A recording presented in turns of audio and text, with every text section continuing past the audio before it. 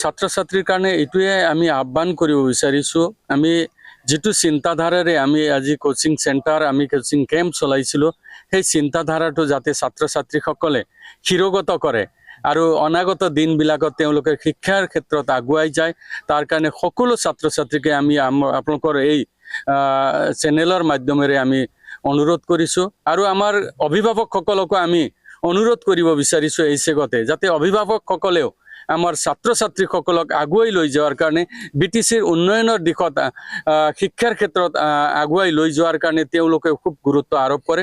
তাৰ কাৰণে আমি ছাত্ৰ ছাত্ৰী আৰু অভিভাৱক সকলো সমাজকে আমি আহ্বান কৰিছোঁ, অনুৰোধ কৰিছোঁ।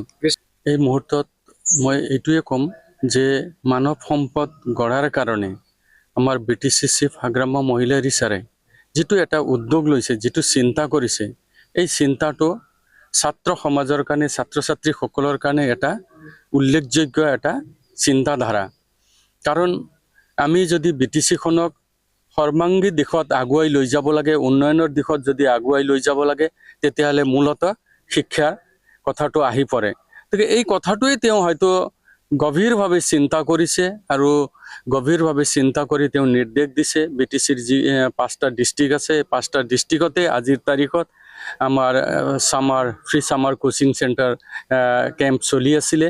আৰু কিছু ক্ষেত্ৰত আজি আমাৰ ইয়াত বিহুৰাম বড়োত আজি ক্লজিং চেৰেমনি, ঠিক তেনেকৈ কিছুমান ঠাইত এতিয়াও চলি আছে আৰু কিছুমান ঠাইত ক্লজিঙৰ ফালে আগবাঢ়িছে।